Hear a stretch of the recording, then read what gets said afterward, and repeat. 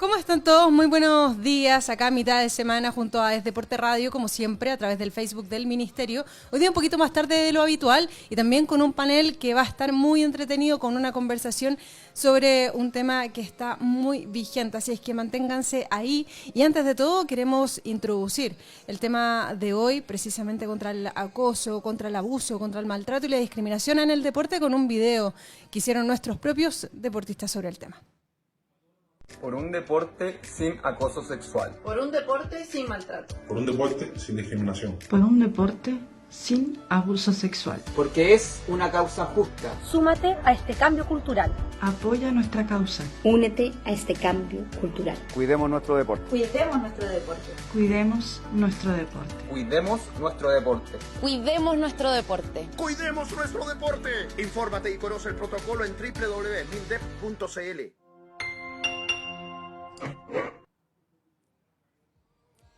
¿Qué más claro que ese video, que los mensajes que nos daban nuestros deportistas? Pues bien, sobre eso vamos a hablar porque el tema del protocolo nos toca a todos los que somos parte del deporte y para ello tenemos un panel completísimo que ya vamos a ver en pantalla y los vamos a ir presentando uno a uno, agradeciéndole desde ya participar y darse el tiempo de estar junto a Es Deporte Radio. Primero a Yona Rothfeld, ahí vamos a partir del orden que están en la pantalla, junto a nosotros, ex seleccionada directora de Anjuf y bueno, recientemente oficializada jugadora de Audax Italiano, así que nuestras felicitaciones también. Gracias, Yona.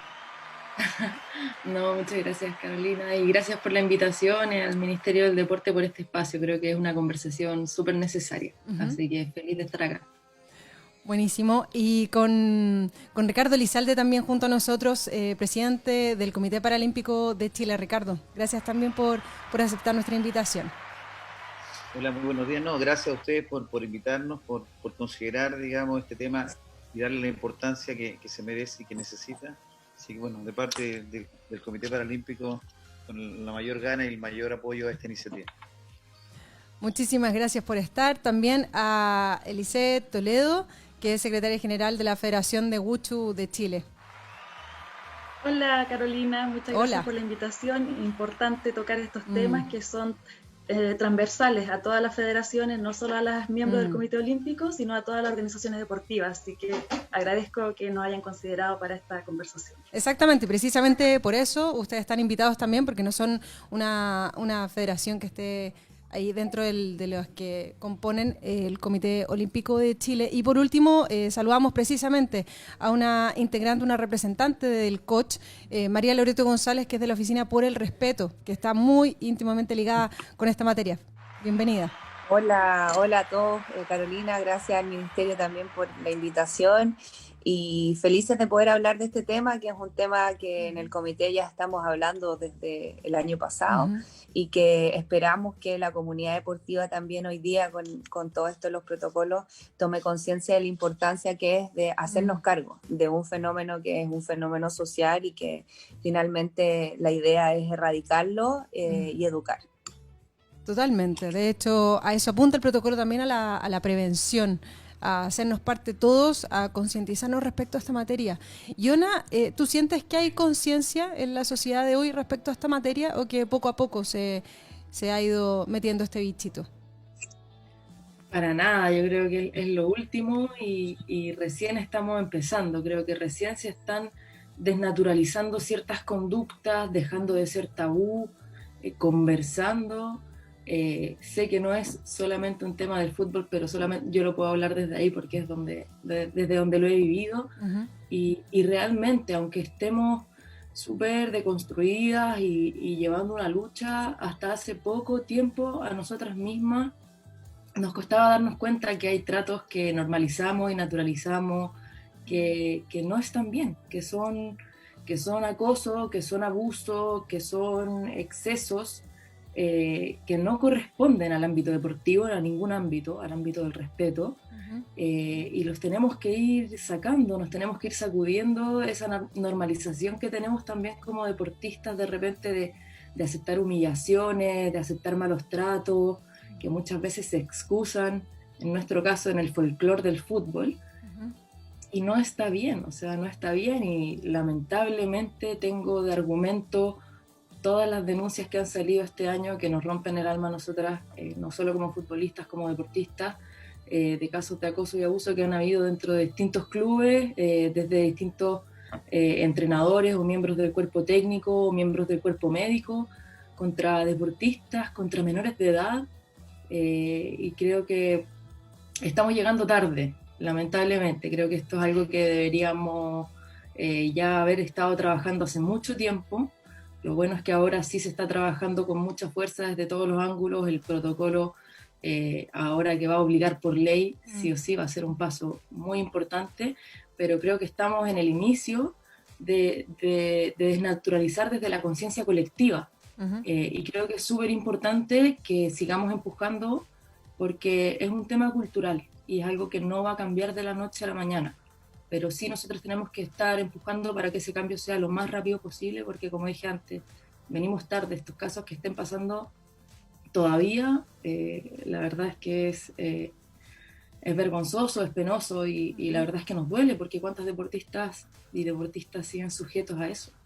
Sí, claro. Yo no sé si ustedes tuvieron la posibilidad de ver, por ejemplo, algunos documentales, como el de Athlete Aid, que es el de las gimnastas en Estados Unidos, un país que ha tenido muchísimos éxitos en ese ámbito y que claramente ahí se ven reflejados cómo los abusos fueron yendo en el tiempo y finalmente naturalizándose, como hablaba Yona recién. María Loreto, respecto a esa conciencia de la que hablaba Yona, ustedes a partir de ahí fue que levantaron esta posibilidad de hacer una oficina por el respeto, que es algo absolutamente como inédito dentro del deporte nacional. Sí, o sea, en realidad fueron varios los factores que influyeron en que se creara esta oficina, pero el directorio del Comité Olímpico lo que quiso en definitiva es ser un ente preventivo más que reactivo, porque generalmente nosotros nos caracterizamos por reaccionar ante ciertas situaciones, pero no prevenir. Entonces, bajo esa lógica, el comité crea la oficina por el respeto en el deporte, que es una oficina que en definitiva busca la prevención por sobre la sanción. Entendemos que las federaciones son autónomas en su funcionamiento y nosotros somos un agente consultivo de las federaciones. Pero lo bonito de esta iniciativa, Carolina, es que es pionera en Panamérica. No existe ningún comité olímpico en Panamérica que tenga una oficina como la nuestra.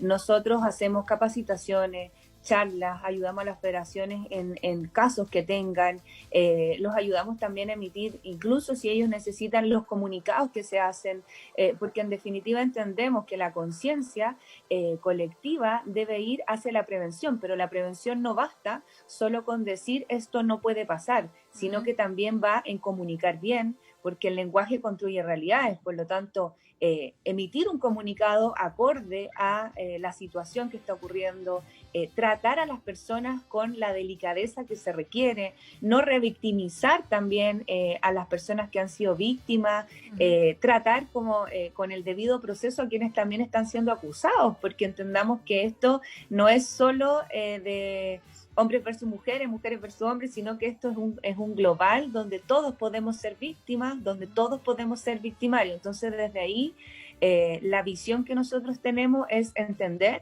que este es un fenómeno social, y este fenómeno social en el deporte está hace años erradicado. Nosotros en el deporte generalmente normalizamos conductas y cronificamos la violencia, pero no porque lo queramos, sino más bien porque muchas veces no sabemos que estamos siendo víctimas o que estamos haciendo acciones de victimario. Entonces, esta oficina nace por eso y creemos que el camino correcto precisamente es la prevención.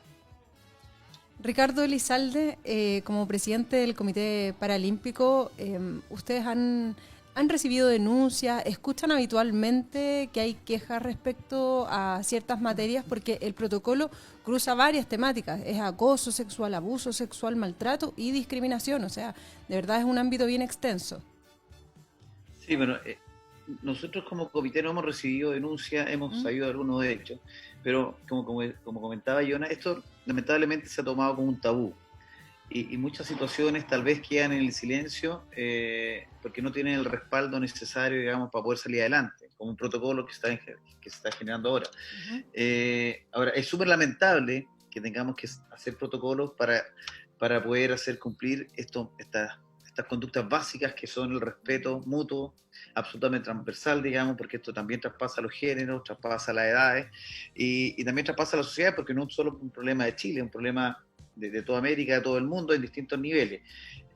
A tu pregunta, nosotros en el comité no tenemos muchos reclamos, no tenemos algunas situaciones conflictivas de algunas discusiones, ese tipo, pero así una acusación concreta no.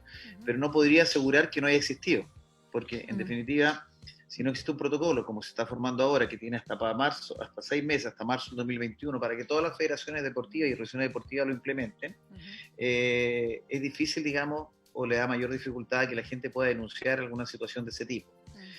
Creemos que por el solo hecho de que este protocolo se esté en proceso de ejecutarse, de implementarse por todas las organizaciones deportivas, va a servir un poquito para frenar. Pero lo óptimo sería que en algún minuto no necesitemos este tipo de protocolo y que efectivamente toda la sociedad nos respetemos como corresponde. Y hay un punto también que es súper importante, que nosotros tenemos Santiago 2023 en el corto plazo, y eso va a motivar que muchos jóvenes empiecen, digamos, a iniciarse en el deporte y vean Santiago 2023 como su plataforma para lanzarse. Y yo creo que por el pie que se encuentra el deporte ahora en términos de desarrollo, de competencia, resultados del deporte nacional, tanto convencional como paralímpico, estamos en un momento de crecimiento. Y es el minuto entonces preciso para ahora tratar de regularizar estas conductas y que no algún deportista que pueda tener una tremenda vocación deportiva y esté dispuesto a hacer todo por su país para competir en estos Juegos de Santiago 2023, vea truncado, digamos, su desarrollo o sus aspiraciones por alguna situación de abuso, de acoso o de discriminación y maltrato. Yo soy padre de deportistas, mis hijos fueron triatletas y digamos, compitieron a nivel panamericano algún minuto, pero durante este tiempo, hace años atrás, yo veía incluso padres que trataban no muy bien a sus hijos cuando no lograban los resultados. O sea, aquí no se trata solamente de un acoso de género, sino que también hay una relación de padre e hijo que es fundamental también tomarla en cuenta. Digamos, yo he visto, digamos, papás de algunos deportes que en el fondo humillan a sus hijos cuando no logran los resultados esperados. Y son temas que afortunadamente este protocolo puede considerar. Así que, bueno, esa es la situación hasta el minuto del comité. Estamos trabajando junto con Cristian de Toni, que es el representante de los deportistas, 2 dirigentes nuestros, que es Alberto Vargas y Henry Reisenberg, que es presidente de la Federación de Tenis de Mesa, en el reglamento interno, por decirlo de alguna forma, de comportamiento de los deportistas paralímpicos. Lo estamos trabajando con un abogado, que era Jaime Villar, que trabajaba en IDE, y esperamos tenerlo en la brevedad e incorporar, por supuesto, este protocolo de todas maneras. Sí, lo mismo que hablaba inicialmente Lisette, que en el fondo este protocolo también tiene que bajar hacia las organizaciones sociales, hacia las organizaciones comunitarias, hacia los clubes de barrio. Es un protocolo realmente que tiene que ser un paraguas para el deporte nacional, no solamente para los atletas de alto rendimiento, sino también para los deportistas del día a día, los que salen los fines de semana ya a trotar por las calles o a hacer algún deporte puntual. Lisette, para ustedes eso tiene un significado, ¿no? Que tenga que aplicarse a nivel de todas las organizaciones deportivas de Chile. Es tremendamente importante porque, bueno, nosotros somos Federación Nacional, tenemos competición, pero no tenemos el ritmo y no tenemos el nivel del alto rendimiento. Entonces, en cierto modo, hay ciertas dificultades en manejar a los clubes, manejar a los atletas y en tener quizás la afiliación y la constancia que se tiene cuando una federación está en el Comité Olímpico y tiene a sus seleccionados en el fondo alineados. Tenemos una gran misión, porque la misión acá, más que dar a conocer la ley y que esto quede escrito y que ya es un gran avance, yo coincido en que no deberíamos quizás tener que tener una ley, pero si ya la tenemos hay que aplaudirlo porque al menos se dio el primer paso. Pero más allá de eso hay que empezar a educar desde el club de barrio, como dices tú, desde cuando se forma el club deportivo, en esas primeras pequeñas organizaciones, a educar cuándo es un acoso, cuándo estamos maltratando, porque estamos en una sociedad donde no se nos enseñó cuándo estábamos siendo vulnerados, y eso trasciende al colegio, trasciende al trabajo, y ahora también se está visibilizando en el deporte porque no es algo nuevo. Hay atletas chilenos históricos donde han habido casos de que hubo denuncias, de que algo pasó y quedan como en una gran nebulosa, y hay que evitarlo desde las bases, o sea, desde el presidente de un club, desde el cuerpo de árbitros, desde las federaciones deportivas, sea como sea. Y me llamó mucho la atención y me gustó mucho también que la ley contemple las competencias, o sea, lo que ocurra durante una competencia nacional o internacional, que también son eventos donde pasan muchas cosas y el deportista muchas veces calla para no ser bajado de la competencia. Que son situaciones que cualquiera que ha estado en un evento internacional quizá o en un ritmo competitivo sabe que bajo tensión pueden pasar muchas cosas y uno prefiere mantener la calma hasta que esto pase. Y es bueno que se empiece a visibilizar también. Quizá lamentablemente vamos a tener muchas más denuncias, pero es porque de aquí partimos. Este es el punto cero. ¿Cómo ustedes hablan de los maltratos, en el fondo, que han sido muchas veces normalizados dentro del ámbito del deporte? ¿Cómo establecer límites? Porque también acá hay una denuncia de índole personal. O sea, yo si me siento maltratada, puedo hacer la denuncia correspondiente y luego viene la investigación respectiva dentro del club o de la federación o lo que sea. ¿Cómo establecer los límites de qué es lo que es un acoso? ¿Cuándo hay un maltrato verbal, por ejemplo, de parte de un entrenador o de un mismo padre? Que yo también he presenciado lo que dice el presidente del Comité Paralímpico, eso, que los mismos padres muchas veces son más exigentes que los mismos deportistas o que los mismos entrenadores con los niños. ¿Cómo se establecen eso? No sé si alguien se anima a contestar o si vamos directo. Yo creo, Carolina, que... a ver, yo soy abogada de profesión, pero mi mayor título es que he sido deportista toda la vida, entonces yo creo que eso es más que lo otro. Pero el maltrato siempre va a ser maltrato, o sea, partamos de la base que una acción maltratadora lo va a hacer en el alto rendimiento, en una escuela base, en una escuela formativa, da lo mismo. Ahora, claro, el límite es muy delgado cuando estamos hablando de alto rendimiento, cuando estamos hablando de exigencias que van más allá del común de los ciudadanos, pero hay cosas que son claves. Por ejemplo, si yo le pido a alguien que corra más rápido, le puedo decir, corre más rápido, le puedo decir, oye, estás corriendo muy lento, pero no le puedo decir, oye, estúpido, estás corriendo muy lento. O sea, hay formas de decir las cosas y yo creo que ahí está la clave y por eso siempre hablamos nosotros de educar, porque en definitiva los deportistas, los entrenadores y todas las personas que participan del deporte son agentes de cambio. Y al ser agentes de cambio son personas que están siendo siempre observadas. Y no solo en el momento que están en la cancha, no solo en el momento que están compitiendo, sino que más bien en toda su vida. Mi papá a mí me decía, tú eres judoka, tú comes como judoka, duermes como judoka, vas al baño como judoka. Es como un poco eso. O sea, el maltrato en definitiva siempre va a ser maltrato, independiente de donde lo miremos. Ahora, va a depender mucho en qué área estés, en qué nivel del deporte estés en cuanto a la exigencia. Pero ojo, la exigencia no es sinónimo de maltrato. Muchos entrenadores o muchas personas asimilan exigir a maltratar y no es lo mismo, porque somos seres humanos antes que cualquier otra cosa. Sí, claro, como esos comentarios hirientes, Yona. Yo no sé si en el fútbol, bueno, se han conocido muchísimos casos dentro del fútbol femenino puntualmente, pero dentro de ese ámbito también hay ciertos comentarios que muchas veces hieren a las mujeres que están ahí. Sí, yo creo que no es excluyente del fútbol y como comentaba María Loreto, es algo que de repente uno va naturalizando y no es parte de la exigencia. Se excusan en que, claro, no, así le sacamos rendimiento a nuestros jugadores, es parte del fútbol. Gritonearle a una jugadora, humillarla en el camarín, singularizarla, llamarla estúpida, tonta o mala para la pelota, no es exigencia, no es forma de sacarle rendimiento y tenemos que desnaturalizar esos comportamientos. Y por eso es muy importante que tengamos estas conversaciones, como señalaba María Loreto también, que eduquemos.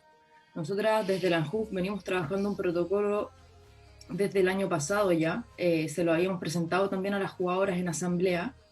¿Por qué? Por lo mismo, porque tenemos que decirles, esto es una conducta inaceptable. Esto es un maltrato, esto es una humillación, no lo acepten, denuncien, porque estamos acostumbradas, nos normalizaron cuando llegamos al fútbol, que así era como funcionaban las cosas, que si el entrenador te subía y te bajaba puteada, estaba bien, y no está bien, menos con menores de edad. Y ni siquiera acá la edad tiene que ver, no son tratos que correspondan al ámbito deportivo, a los valores que tiene el comité, a los valores que trae el deporte, a los valores que trae el fútbol.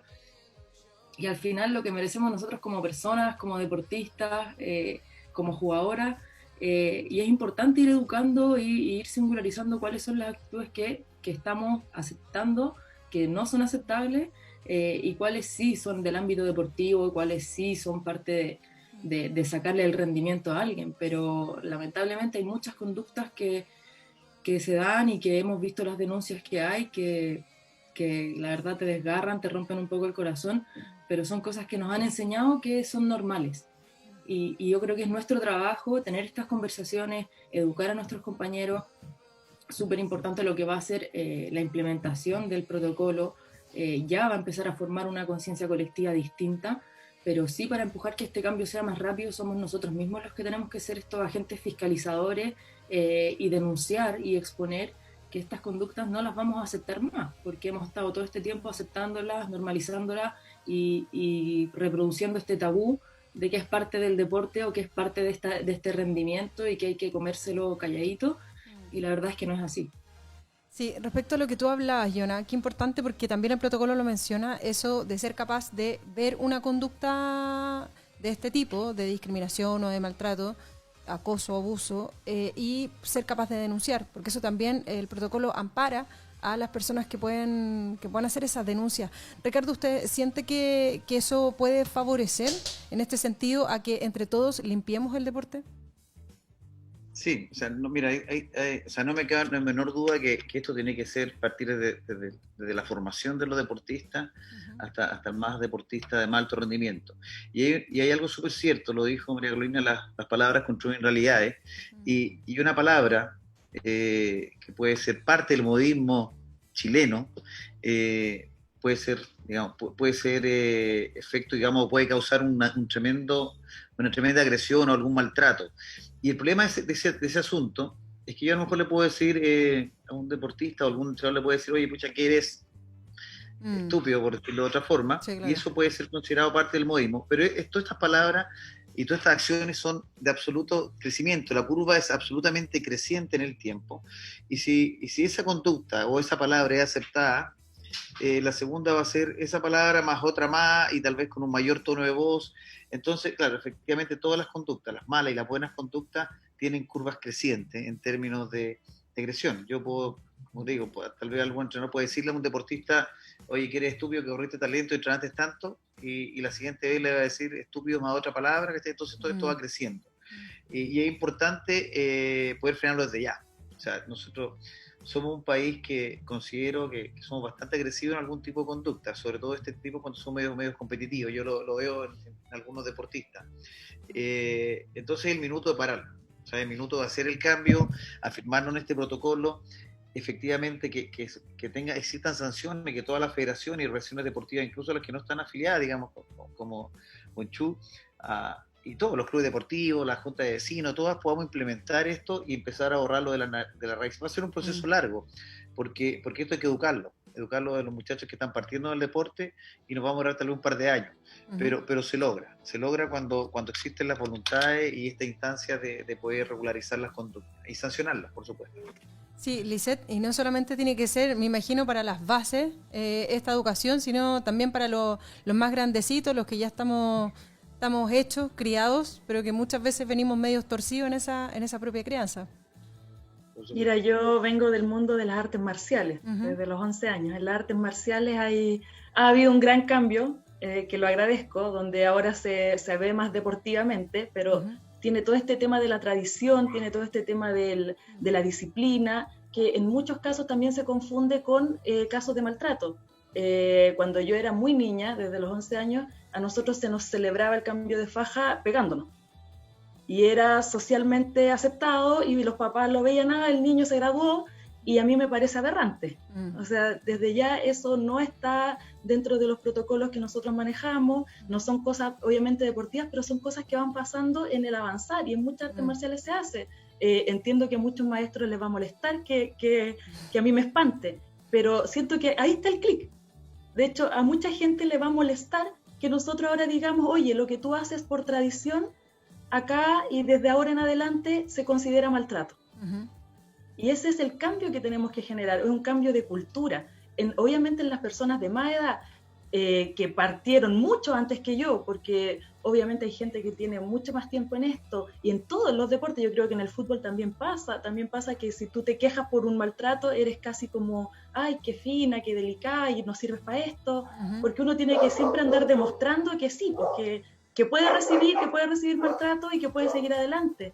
Y esa cultura hay que cambiarla, o sea, el deporte hay que limpiarlo absolutamente de eso, y tenemos que sí o sí empezar a enfrentar esta cultura que está arraigada en los mayores, en los que están formando, para que los niños y los que van a llevar el deporte, los que van a ser dueños del deporte más adelante, ya vengan con un chip distinto y ya sepan reconocer y sepan tratarse con respeto, y entiendan que el disfrutar de un deporte y el rendir en un deporte no tiene por qué ir asociado a un maltrato. Sí, y en ese sentido, escucharte hablar sobre todo de tu caso cuando eras pequeña en las artes marciales, me recuerda, no sé si Jonah alguna vez lo viviste, pero qué sé yo, un niño haciendo gimnasia artística o rítmica es como extraño, ¿no? Entre comillas, como que la gente lo califica de extraño, así como, oye, ¿qué hacía acá? Debería estar jugando fútbol. Igualmente una mujer que hacía jugando fútbol debería estar haciendo gimnasia. Entonces no sé si alguna vez recibiste algún tipo de comentario de ese tipo, Jonah.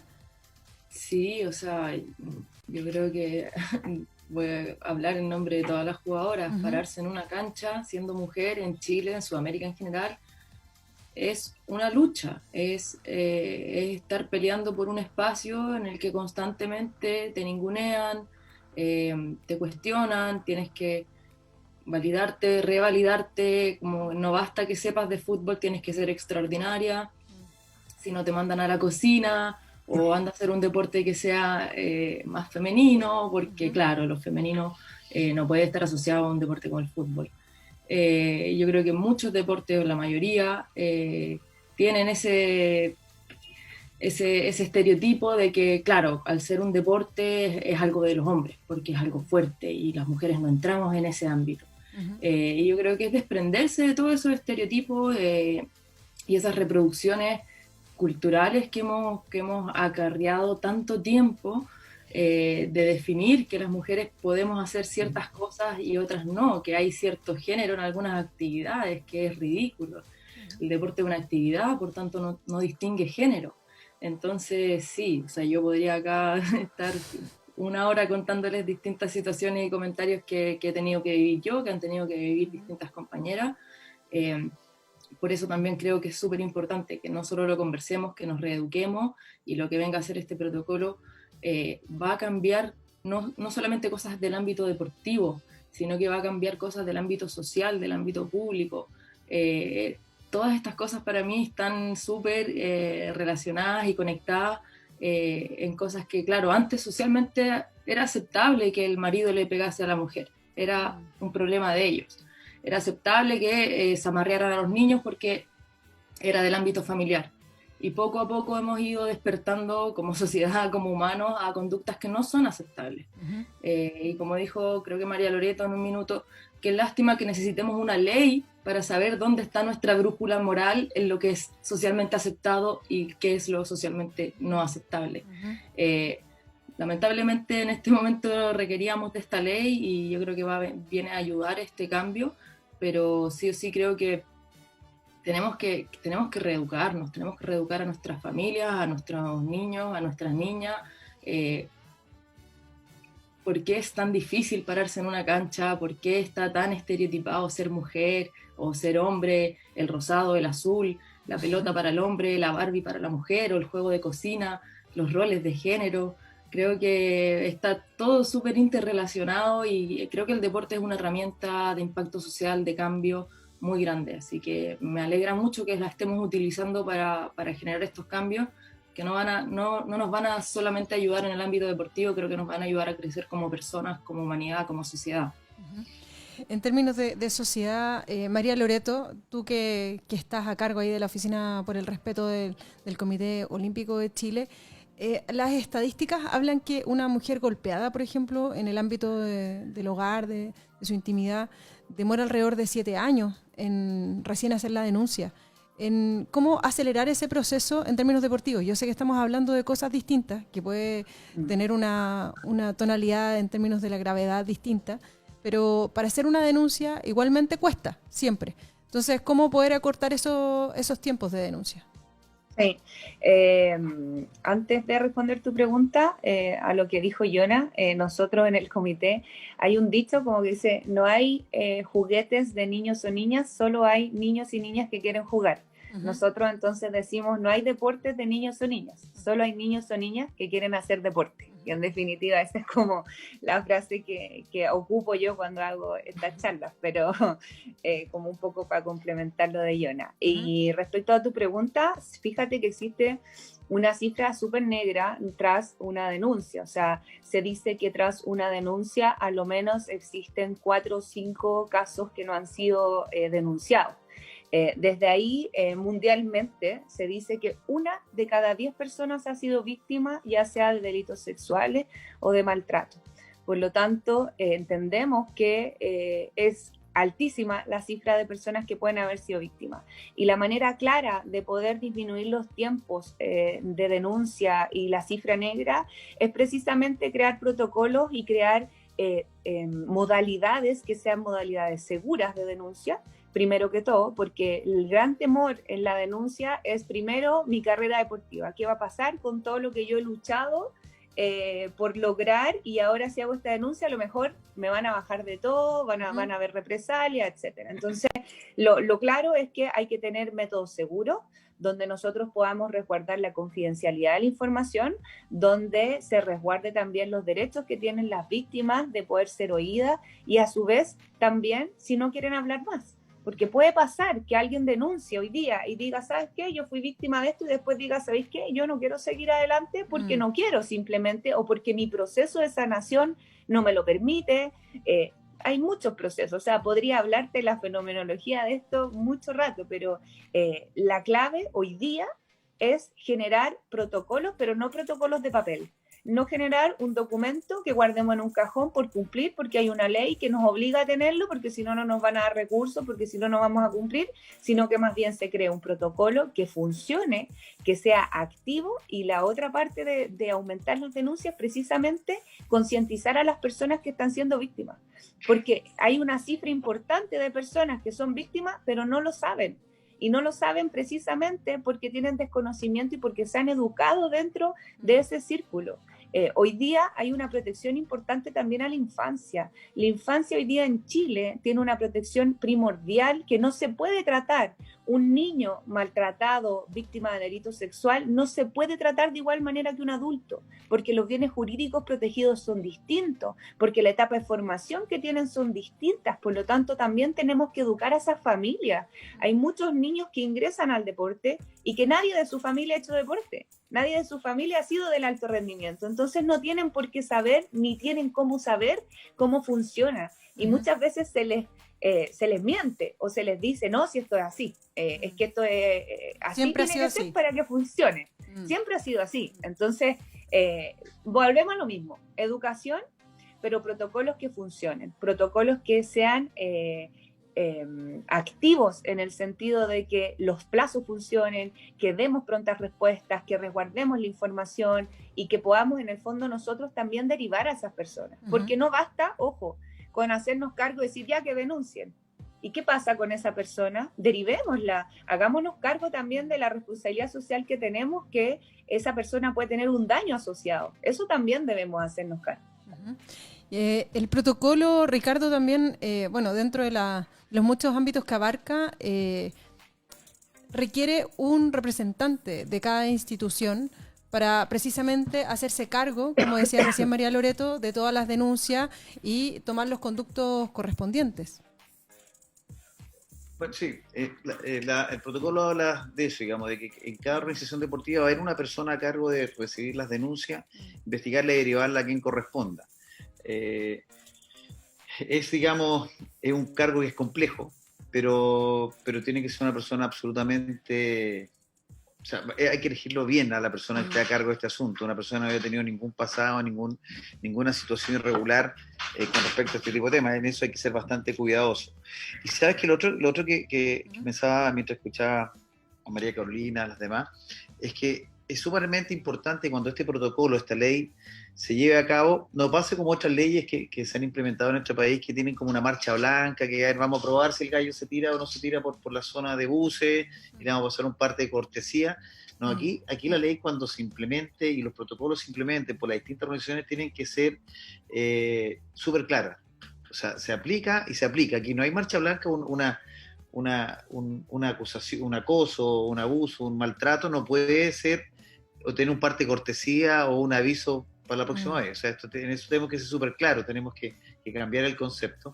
Y también estoy muy de acuerdo con que esto efectivamente hay que educarlo, porque no sacamos nada de publicarlo en el diario oficial, que nosotros los dirigentes sepamos y la gente que trabaja en las distintas organizaciones deportivas que esto existe. Hay que hacer la bajada completa a todos los deportistas senior, juveniles, adultos, seleccionados nacionales, para que esto realmente esté en conocimiento de todo y sepan los alcances. Y sepa también lo que dice María Carolina, que sepan, porque muchas veces mucha gente no denuncia, mucha gente no denuncia por temor a las consecuencias. Entonces también sepan que estas denuncias también pueden ser en secreto, que van a existir los resguardos correspondientes, y eso es fundamental para que esta ley se pueda implementar y estos protocolos se puedan cumplir y en definitiva hacer un cambio de conducta en todo el deporte y en toda la actividad nacional. Sé que es muy gráfico lo que voy a decir, pero eso de que las salas tienen que ser, por ejemplo, transparentes, las de musculación o masaje, es algo que claramente va a impedir que existan estos espacios cerrados donde muchas veces se hacían cosas indebidas por parte de gente que estaba a cargo de deportistas. Bueno, el caso de la jugadora de Palestino, sin más, digamos, que denunció hace muy poquito sobre eso. Es importante eso de transparentar porque puede ser un símbolo de, en el fondo, querer limpiar, como habíamos hablado, Lisette, el deporte también en esos ámbitos donde muchas veces habían cuartos oscuros, 4 paredes donde nadie más veía lo que estaba sucediendo adentro.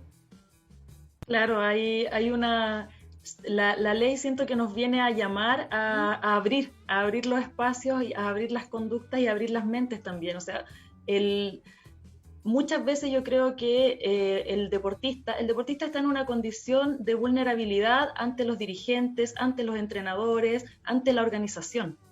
Finalmente, cualquier persona de estas entidades podría estar ejerciendo abuso porque tiene una posición de poder sobre el deportista, tiene control, incluso el equipo médico. Si el médico no le da el pase, el deportista simplemente no puede salir a competir. Entonces, todas estas personas de poder, donde también estamos los dirigentes, también tenemos que aprender a trabajar sin caer en el acoso, sin caer en el maltrato, sin caer en la discriminación, y todas estas medidas que también incluyen medidas físicas, que para algunos puede ser, oye, pero ¿cómo va a ser necesario hacer algo transparente? Es que es necesario garantizar todo, aunque sea ridículo, es necesario porque estamos en una sociedad que no está educada. Entonces ahora tenemos que tener medidas extremas. Quizás, y espero, en 30, 40 años más, no las necesitemos y la gente sea tan culta que esto no pase. Pero ahora necesitamos que los deportistas no se sientan expuestos ni vulnerados ante ninguna persona de su entorno que pudiera tener alguna implicancia en su carrera deportiva. Sí, y en eso yo creo que no hay una medida extrema. Todo está permitido y ojalá todos tengamos los recursos y podamos acceder a implementarlo de la mejor manera posible para que nuestros deportistas se sientan seguros y sientan que lo que vale es solamente su desempeño y no el estar soportando o aceptando situaciones inadecuadas. Sí, como esa campaña que levantó el Comité Olímpico, de hecho, por las redes sociales, que era como que lo que importe sea solamente el deporte. Que lo difícil del deporte sea el deporte. Esa era precisamente. Sí. Hemos hablado de la protección de los deportistas, pero ojo que también este protocolo abarca la protección de los dirigentes y la protección de los propios funcionarios, de la gente que trabaja. O sea, ustedes que están aquí también están protegidos por este protocolo. Eso también es relevante, ¿no? Porque no solamente puede haber maltrato de un lado hacia el otro, sino que viceversa. Y Carolina, acordémonos que el maltrato no mira cargos, o sea, nosotros esto es transversal, podría ser desde un deportista hacia un dirigente, ¿por qué no? ¿Por qué no desde un apoderado hacia un dirigente, hacia un entrenador? O sea, esto mira a la protección de todos como comunidad deportiva. Nosotros le llamamos como ecosistema deportivo, porque entendemos que el deporte es como una subrealidad. Yo así le llamo, porque siendo abogada y trabajando, me asombra que en deporte hay cosas que no se hablan y no se miran, cuando en otras áreas o en otros lugares sí lo veríamos. Entonces entendemos que por tratarse de deporte es un lugar seguro y es un espacio seguro per se, porque es deporte. Entonces deporte no hay gente mala, y no es así. O sea, si esto pasa en Estados Unidos, si esto pasa en grandes potencias mundiales, ¿por qué no nos tendría que pasar a nosotros? La pregunta es, ¿por qué esto no debería pasar acá? Si pasa en todas partes. Hay que sacar definitivamente la mugre bajo la alfombra. ¿A usted les da tranquilidad también, Ricardo, saber eso? ¿Sentir que no es solamente la protección hacia el deportista, sino que el ámbito deportivo completo? Sí, por eso, digamos, hemos conversado en este rato que esto es absolutamente transversal, lateral, para arriba, para abajo, para todos lados. Existen, digamos, situaciones, y han habido situaciones, como decía María Loreto, de acoso, incluso parte de padres hacia entrenadores, con amenaza de deportistas contra dirigentes, que te voy a joder en esto.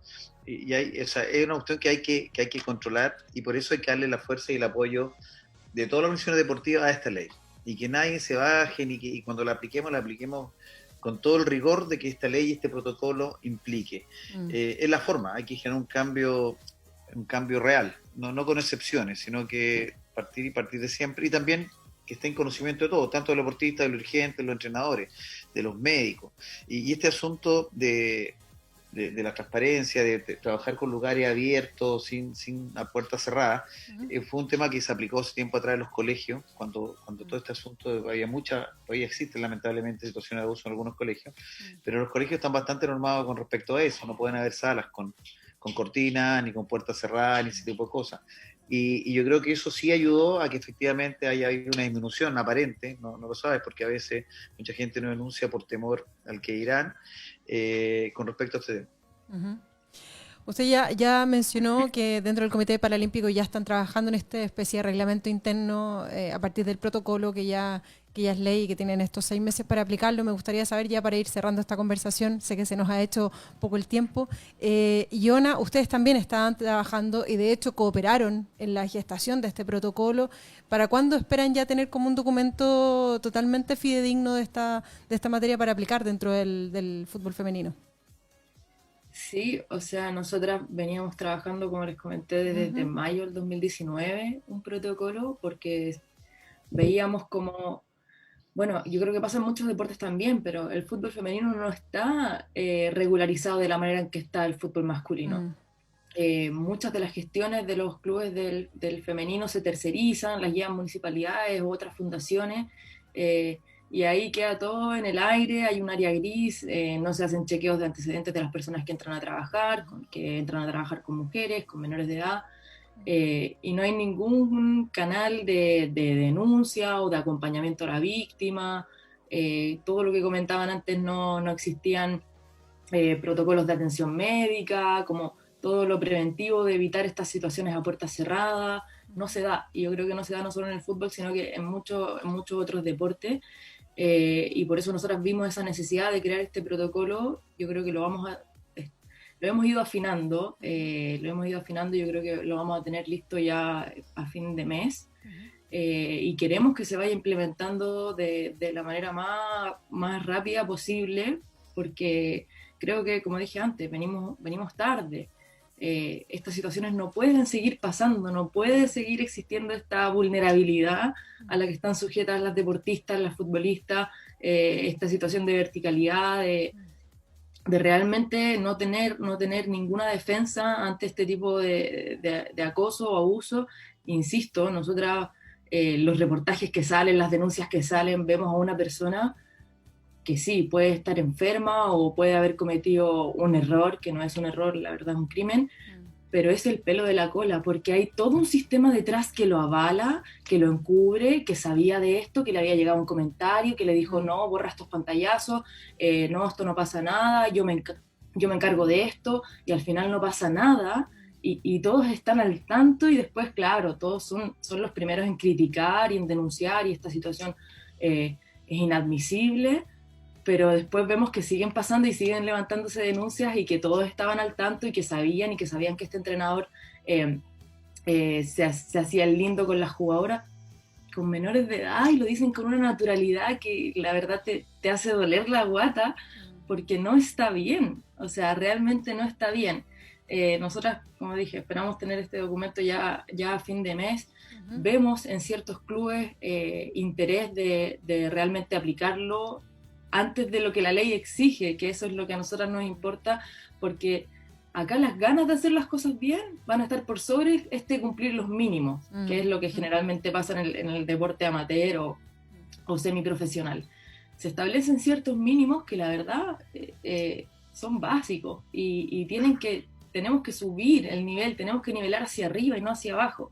A nosotros nos pasa muchas veces que, claro, hay clubes como Católica, que tienen una infraestructura gigante y hacen el mínimo posible con el desarrollo del fútbol femenino. Y después tenemos clubes como Fernández Vial, que tienen muy poca infraestructura y hacen mucho porque tienen muchas ganas de hacer las cosas bien. Entonces, la ley nos ayuda acá a establecer ciertos mínimos, pero creo que hay que cambiar una mentalidad de los dirigentes, de las autoridades, de los mismos deportistas también, de que el estándar es más alto, más alto que ese mínimo que estamos recién alcanzando. Es el piso esto recién.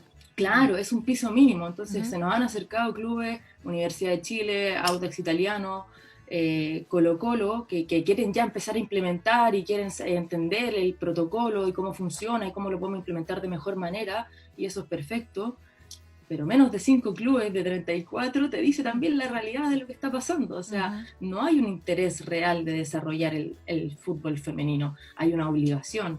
¿Cómo cambiamos ese chip? Porque eso también es discriminación. ¿Por qué el fútbol masculino está tan desarrollado y tan profesionalizado y existe una brecha tan grande en lo que es el fútbol femenino? ¿Por qué nosotras somos gasto y los hombres son inversión? Eso también entra dentro de lo que es discriminación. Y claro, en el fútbol se hace más evidente, pero yo creo que la realidad del fútbol femenino es la realidad de muchas otras ramas deportivas. Se hace indignante porque nuestro símil masculino tiene una categoría profesional y es noticia hasta cuando se tiran por el refalín, pero nosotras ganamos, vamos a un mundial y sale una nota pequeña donde no pasa nada, donde casi que pasa naturalizado, y luego se hablan de logros históricos y son los logros del fútbol masculino, no los logros del fútbol. Todas esas cosas yo creo que las tenemos que empezar a cambiar. El protocolo es un punto clave, pero como dije antes, es un mínimo. O sea, estamos realmente estableciendo condiciones mínimas que es preocupante pensar que como sociedad necesitemos una ley para saber dónde está nuestra brújula moral, pero es un paso y tenemos que aceptarlo y abrazarlo y empezar a nivelar para arriba, a exigir más. Y ahí yo creo que los deportistas también somos agentes fiscalizadores y vamos a ser agentes de cambio importantes. Ricardo. ¿Está apagado el micrófono? Sí, está apagado el micrófono, parece. Ahí sí. Ahí sí. Sí, con respecto a lo que decía Yona, también en el deporte paralímpico, en el deporte de las personas en situación de discapacidad, también existe una discriminación, entre comillas, con el fútbol. Nosotros tenemos fútbol ciego, fútbol 5, y tenemos fútbol 7, fútbol parálisis, y la verdad que solamente también 3 clubes han manifestado interés en desarrollar un deporte, que es un deporte que se practica a nivel mundial, que está en los Juegos Panamericanos, que está en los Juegos Olímpicos, y lo que nosotros necesitamos es una oportunidad de poder desarrollar el deporte, si no necesitamos que nos financien. Y también sentimos que nos cuesta mucho conseguirnos instalaciones deportivas. En periodos anteriores, esperemos que con esta nueva administración de la NFP no vaya bien, no nos podíamos conseguir canchas para poder entrenar a nuestros deportistas. O sea, son cosas básicas que en el fondo no les cuesta nada, son espacios físicos que están disponibles, que tienen, pero así todo había entrado a este tipo de situaciones. Así que yo entiendo perfectamente, Yona, lo difícil que es ser para ustedes incorporar el fútbol femenino. Yo te comento que en el deporte paralímpico hemos sido sumamente inclusivos en relación al género. De hecho, los Juegos Panamericanos juveniles de Sao Paulo fueron más mujeres que hombres, y el porcentaje de participación en el Juego Panamericano y Juegos Olímpicos es muy similar, 51-53, 51-49, 53-47 entre hombres y mujeres, y yo creo que tenemos que todo apuntar a que en el fondo las mujeres tienen el mismo derecho a practicar deporte y todos los deportes, el que sea, en los distintos niveles que así el deporte lo permita, solo eso. Sí, le iba a preguntar también a Lisette ¿cuándo esperan ya tener el documento final respecto al protocolo del que estamos hablando? Bueno, como decía Yona, nosotros estamos tratando de nivelar hacia arriba. Tenemos que hacer un manual de sana convivencia donde queremos que eso se masifique en los clubes, que quede claro lo que sí está permitido y lo que no, y también obviamente bajar el protocolo como tal, pero anclado a los reglamentos. Nosotros tenemos varios reglamentos de jueces, de atletas, de cómo se tiene que comportar el atleta fuera de Chile. Hay harta regla que en el fondo regula un poco las acciones, pero no concretiza y no dice qué pasa si tú sientes que algo de esto no se cumple, si tú como deportista, si tú como entrenador. Entonces como que estamos en un marco legal con mucha regla, pero con poca movilidad y poca opción. Destaco de la ley que también dentro de las acciones que podamos tomar ante una denuncia sea el apoyo psicológico. Creo que eso también a las federaciones y a los clubes y a todo el deporte nos abre el clic y nos dice, oye, acá hay un tema de salud mental y hay que hacerse cargo. No basta solo con decir, mira, si te pasa esto, tú vas a denunciar y la persona va a hacer este procedimiento. O sea, es como enseñar un continuo que ya lo tenemos en muchas áreas. Acá la idea es que se haga efectivo, que se lleve a cabo, y nosotros esperamos de acá a diciembre tener ya esto bajado a los clubes y empezar con la marcha blanca para en marzo. Ojalá que todos nuestros clubes ya estén con sus propios protocolos y su propia persona encargada y podamos tener una comisión en la federación que sea en tema de respeto. O sea, es un trabajo grande, es una gran misión que nos hemos propuesto para un deporte que funciona no olímpico, pero que, como dice Yona, tenemos que mirar hacia arriba y tenemos que aprender a trabajar de la mejor manera posible. Les quiero agradecer a los cuatro haber estado acá con nosotros en Es Deporte Radio para compartir este panel. Yo sé que presencialmente se hace un poquito más fácil esto de debatir, pero bueno, espero que todos se hayan sentido cómodos exponiendo sus distintas posiciones y complementando este tema que a todos nos interesa y que estamos bien contentos de acá y también satisfechos en el Ministerio de que por fin haya llegado a buen puerto. Así es que gracias primero. Bueno, voy a repetir el orden. Yona, por haber estado con nosotros hoy día. No, y gracias Carolina y al Ministerio por la invitación, por el espacio y a los que me acompañan en el panel. Ha sido muy interesante escucharlos desde sus distintas perspectivas también y qué rico que estamos todos más o menos en la misma página, empujando desde nuestras distintas veredas. Creo que es importantísimo también generar esa sinergia colectiva, así que bueno, también dejar a disposición, a disponibilidad, si en algún minuto quieren hacer el contacto, podemos compartir notas sobre cómo nosotros también hemos armado este protocolo. Tuvimos incidencia en el protocolo del Ministerio del Deporte también, tuvimos incidente en lo que es la perspectiva de género, que lo veíamos un poco flaco en principio, pero se pudo adaptar, así que en eso también muy a disposición para trabajar, para ayudarnos, para generar sinergia colectiva. Creo que es muy importante. Así que nada, encantada del espacio y de estas conversaciones. Ojalá que se sigan repitiendo porque son muy necesarias. Sí, muy necesarias y nutritivas entre todos, porque aprendemos de las distintas realidades. Ricardo Elizalde, lo mismo. Muchísimas gracias, presidente del Comité Paralímpico, por haber estado con nosotros compartiendo este panel. Muchas gracias a ustedes, la verdad que fue muy grato. Esta hora pasó volando y me quedo mucho más tranquilo porque veo que cada vez más instancias de sacar esto adelante, hay más gente que tiene toda la intención de hacerlo a la brevedad, esto que es muy necesario. Así que la verdad que me quedo más tranquilo que 10 para las 11 de la mañana, ahora, perdón, más 10. Me quedo más tranquilo en el programa porque veo que hay mucha gente que estamos todos en lo mismo, así que esto va a salir bien y lo vamos a implementar a todo nivel y vamos a generar un cambio cultural que ojalá algún día no sea necesario tener estos protocolos y estar encima de ellos para que exista un verdadero respeto en todos los niveles. Muchas gracias, que cuídense mucho, estén muy bien. Muchas gracias, Ricardo. Gracias también a Lisette Toledo, representante ahí de las organizaciones deportivas. Gracias por la invitación y me encanta que se empiece a hablar de estos temas, que saquemos el tabú, que lo saquemos del baúl y la gente va a empezar en estos mismos conversatorios a ver que ya no estamos solos, que tenemos un camino, y encuentro que es una iniciativa excelente hacerlo público, hacerlo masivo, más allá de que las leyes queden en los escritorios de los dirigentes. o en los correos de los dirigentes. Creo que es muy importante hablar, mostrar, porque más de algún atleta, más de algún deportista, incluso amateur, va a estar viendo este programa y se va a enterar quizás por acá de lo que está pasando. Así que me parece excelente. Muchas gracias y encantada de estar con todos ustedes. Muchas gracias también a María Loreto González de la Oficina por el Respeto del Comité Olímpico de Chile. Y quiero darle las gracias primero al Ministerio porque, bueno, nosotros también participamos de esta elaboración del protocolo y previamente participamos en la discusión parlamentaria. Bueno, sin trabajar en el comité participé en la discusión parlamentaria y después me hallé ahí en el comité.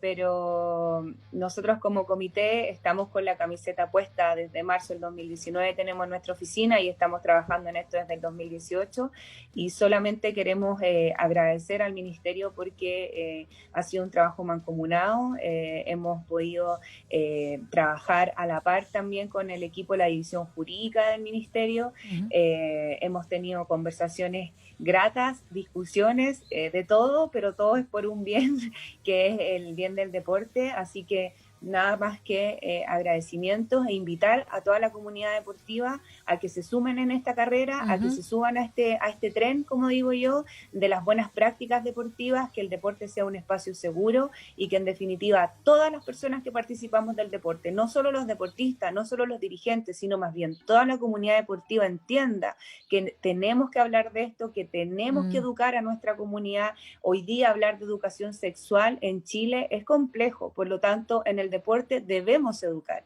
Es la única manera que tenemos de derribar todos estos mitos que existen respecto a esto. Y quiero finalizar diciendo una frase que me decía mi papá, que mi papá falleció hace 3 años, pero como siempre su frase, mi papá me decía, la base de una montaña son piedras pequeñas. Y realmente siento que nosotros somos esas piedritas pequeñas que tenemos que afirmar esta gran montaña, porque finalmente de nosotros depende generar un cambio. Nosotros estamos haciendo historia hoy día. Y la historia tiene que hacerse, pero tiene que hacerse bien.